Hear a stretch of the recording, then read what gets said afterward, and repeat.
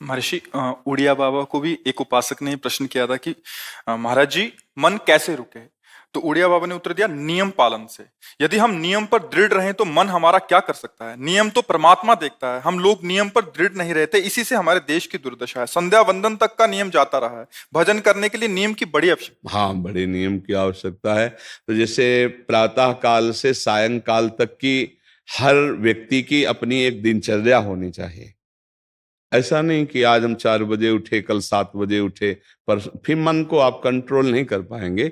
मन के लिए एक दिनचर्या होनी चाहिए कि हमको 10 बजे सोना है, 4 बजे उठ जाना है।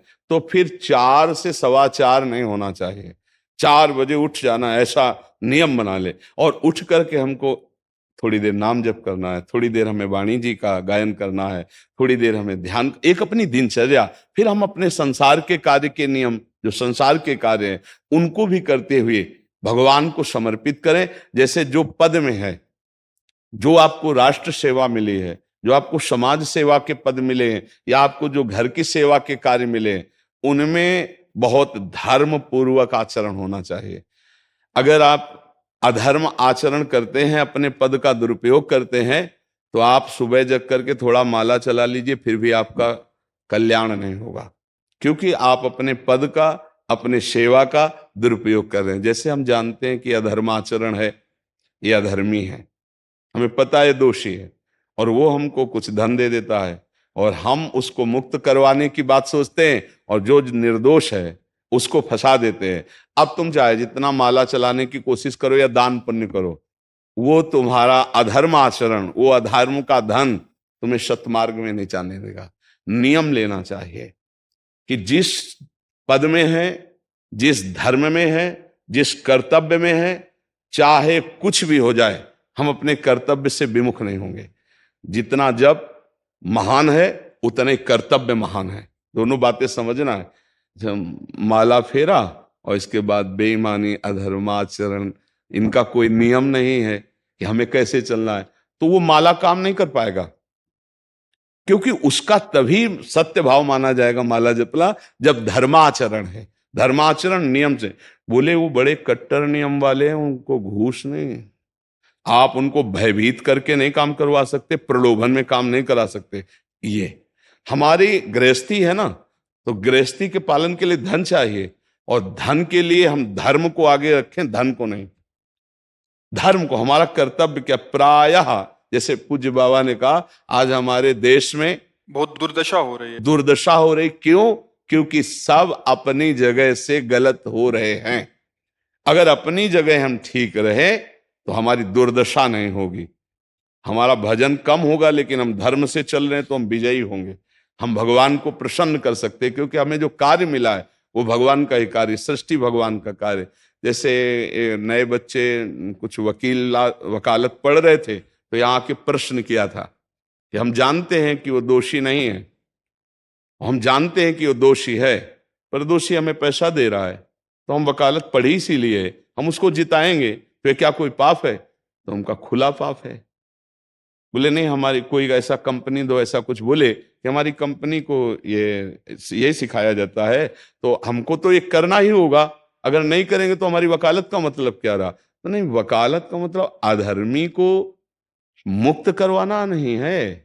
वकालत का मतलब अधर्मी के सबूत एकत्रित करके उसको दंड दिलवाना है, और धर्मात्मा को मुक्त करवाना है। अब इसके लिए आपके पास अर्थव्यवस्था अगर कमजोर भी है, तो धर्म व्यवस्था आपकी पूरी है। धर्म व्यवस्था ठीक है तो परिवार स्वस्थ रहेगा, सुखी रहेगा, भगवान आप पर प्रसन्न रहेंगे। अच्छा, फिर हमने तर्क रखा कि जैसे आपकी बहन के साथ कोई गलत व्यवहार करे, आपको पता है, और वो आपको 10 लाख रुपया घूस दे, तो क्या आप उसका पक्ष लेंगे?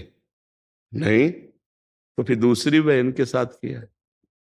अब यहां विचार करना है ना, अपने भाई का अगर कत्ल किए हो, मुझे पता हो कि ये दोषी है, तो क्या हम पैसे से उसको मुक्त करने देंगे? लगेगा कि जान की बाजी लगा देंगे, और तुम्हें हम, ऐसे ही एक गरीब आदमी की किसी ने हत्या की है, तो आपका पक्ष बनता है। पर यह ज्ञान कहां मिलेगा? बिना अध्यात्म के ज्ञान तो मिलेगा नहीं। ज्ञान तो इस बात का मिला कि कैसे पैसा कमाया जाए। अच्छा, वो पैसा यदि अधर्म से आया है तो आपकी दुर्दशा कर देगा, आपकी बुद्धि भ्रष्ट कर देगा। तो जो बाबा कह रहे हैं कि आज हमारे समाज की बड़ी दुर्दशा हो रही, उसका कारण यही है कि हमें अध्यात्म का ज्ञान नहीं, हमें धर्म का ज्ञान नहीं, और बड़ी बड़ी गलतियां हो जाती है। बिल्कुल पता है आदमी निर्दोष है और हम धन के प्रभाव से उसको दंड दे देते हैं। वो दंडा भगवान जब आपको पलट कर देंगे तो आप सह नहीं पाओगे, उसका परिणाम बहुत बुरा होता है। तो इसलिए समाज को चाहिए अपने अपने कर्तव्य का पालन करते हुए एक नियमावली बना ले।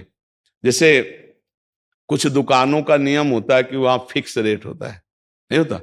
वहां ये नहीं चलेगा कि कसम से कहते हैं कि तुम्हें हम अपना जान करके कि 100 रुपया मीटर ये मिला है, हम बिल्कुल मुनाफा नहीं ले रहे। नहीं, झूठ क्यों बोल रहे हो? दुकान खोले हो मुनाफा के लिए, झूठ क्यों बोल रहे हो? नहीं लेंगे मुनाफा, हम जितने का लाए हैं उससे मुनाफा लेंगे, पर 120 रुपया मीटर देंगे, कपड़ा बढ़िया है, नाप फिट है, इससे नीचे नहीं उतरेंगे, हमें सफाई देने की जरूरत नहीं है कि हम कसम खाते हैं या ऐसा। हम जानते हो ये बिजली है, दुकान है, नौकर लगे हैं, तो इसका मुनाफा लेने के लिए दुकान खोलें, कोई दान करने के लिए तो नहीं। तो सबको पता है मुनाफा लेगा, लेकिन एक फिक्स दाम, उसे 10-20 रुपया का मुनाफा लेकर के हम उसको बेच रहे हैं। लेकिन झूठ क्यों बोले? बोले झूठ के बिना धंधा नहीं चलता। नहीं, ऐसा नहीं है। अब असत्य बोलोगे तो उससे जो आपको मुनाफा मिलेगा वो आपकी बुद्धि भ्रष्ट करेगा, और सत्य है कि मुनाफा के लिए है वही चीज, और आप एक फिक्स रेट में दे रहे, बढ़िया है। अब अगर आप कोई मिलावट करके भोजन सामग्री दे रहे, आपको पता है, तो जो खाने वाले के हृदय में बैठे हुए भगवान है वो तुम्हारे जीवन में मिलावट कर देंगे, तुम्हारा जीवन महान दुखमय हो जाएगा। ये कहां समझा जाता है? एक आदमी सिंथेटिक दूध बना रहा है, उससे कहो ये अपने बच्चे को पिला, नहीं पिलाएगा। फिर ये दूसरे का बच्चा जब पिएगा तो उसकी हालत क्या होगी? दूसरे शरीर में जाएगा तो हालत क्या होगी? वो केवल धन की बुद्धि रख रहा है। एक आदमी घी में केमिकल मिला रहा है, एक ऐसे अभक्ष पदार्थ मिला है, वो स्वयं नहीं खाएगा, लेकिन वो होटलों में भेजा जाएगा, हजारों लाखों लोग खाएंगे, बीमारी बढ़ेगी, उसको रुपया से मतलब है। ये चीज, ये दुर्दशा हर जगह धर्म का ज्ञान न होने के कारण फैल रही, नहीं फैल रही। एक मरीज बीमार है, असली दवाओं में पैसे ज्यादा है, नकली दवा लेकर के असली के दाम में बेच देना, उसको बिल्कुल फायदा ना होना। लेकिन परमात्मा देख रहा है, तुम जानते हो नकली दवा है, वो तो नहीं जानता बेचारा, ज्यादा पढ़े लिखे नहीं, किसान आदमी गांव का आया है, तुमने दे दिया और उसने पैसा दिया असली के।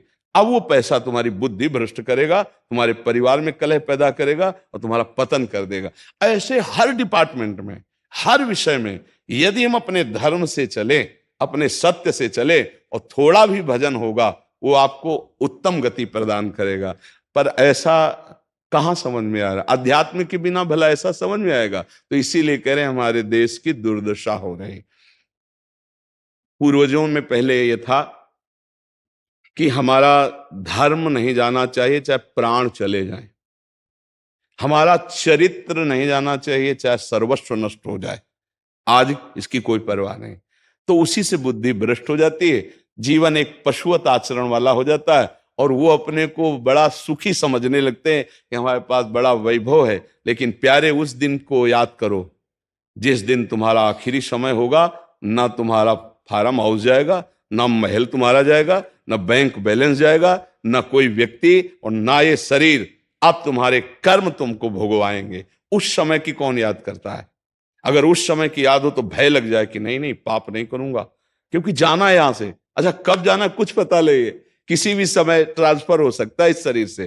तो हमें लगता है कि महापुरुषों के जो वचन है कि हमें एक नियम से जीवन जीना चाहिए, धर्म पूर्वक जीवन जीना चाहिए, अपने कर्तव्य का पालन करना चाहिए। जो हमारे लिए कर्तव्य, आज प्रायः धन प्रधान बुद्धि होने के कारण कर्तव्य स्वाहा हो रहा है। एक विद्यालय में विद्यार्थी के लिए जो गुरु पद में बैठा, उसका क्या कर्तव्य है? वो अपने कर्तव्य को भूला हुआ है। भला छोटे छोटे विद्यार्थियों को, जिनकी नींव पूरे राष्ट्र सेवा में, समाज सेवा में ये बन सकते हैं, अगर उनको हम सही शिक्षा नहीं दी तो उनका पूरा जीवन बर्बाद हो जाएगा। अगर उनको हम गलत सपोर्ट कर दिए तो उनका पूरा जीवन बर्बाद, क्योंकि नया जीवन है। और जगह जगह अपने अपने कर्तव्यों का यदि पालन किया जाए तो पूरा समाज सुखी हो जाए। लेकिन कर्तव्यहीनता आ रही, कोई अपने कर्तव्य को नहीं समझ रहा है। तो यही बात महापुरुष जनों को दुख लगता है कि अगर सब अपने कर्तव्य का पालन करें, धर्म का पालन करें, भगवान का नाम जप करें तो सब सुखी हो जाए। सुख सब चाहते हैं और आचरण दुख वाले करते, इसीलिए सुख नहीं मिल रहा है, परिणाम में हमें दुख मिल रहा है। सच्ची मानना, वो रुपया पूरे परिवार में अशांति पैदा कर देगा। और धर्म पूर्वक 100 रुपया लाओगे और 4-5 परिवार के बैठ के नमक रोटी खाओगे, आनंद से सोओगे, बड़ा प्यार रहेगा, भगवान की कृपा रहेगी। पर ये बात समझ में नहीं आती है।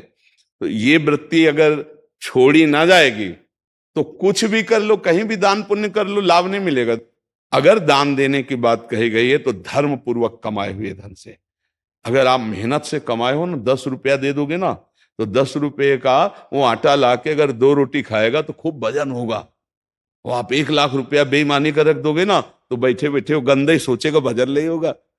उसका गंदा सोचना और आपका गंदा करना, दोनों मिल करके, उसके कारण भी तो आप बने ना, तो आपका ही पतन हो जाएगा। उसको तो भगवान बचा लेंगे क्योंकि भगवान की शरण में है। तो मुझे लगता है अधर्म के धन से कभी किसी को लाभ नहीं मिलता। तो अपने कर्तव्य का पालन करते हुए यदि नाम जप किया जाए तो बहुत जल्दी हमको लाभ प्राप्त हो जाए। बहुत सुंदर, मतलब ये चर्चा होती है, अगर आप लोग इसको धारण कर लें तो निहाल हो जाएंगे। सच्ची कह रहे, ये जो बातें हैं ये बहुत सुंदर जीवन को पुष्ट करने वाली हैं, पर आप धारण कर लें तो बात है। नहीं तो जैसे लाभ दिखाई दे रहा 50,000, तभी बातें भूल जाओगे, ये बातें अच्छी नहीं लगेंगी। हे यार, बहुत बढ़िया काम घर में आएगा, पर हमारी ये बात ध्यान रखना, वो 50,000 घर में अशांति पैदा कर देगा। सच्ची मानना, आप धर्म से चलना, धर्म से चलोगे तो भगवान तुम्हारी रक्षा में रहेंगे। अधर्माचरण, देखो कैसी कैसी घटनाएं होती हैं। बढ़िया कार है, फिल्मी गाना लगाए चल रहे हैं, और वो एक्सीडेंट हुआ, आग लग गई, बाहर निकल ही नहीं पाए, वो अंदर ही जल गए। क्या हुआ? ये करोड़ों रुपए की कार भूंज दिया तुमको अंदर ही बैठाल के, धू धू करके आग लग गई, अंदर जल।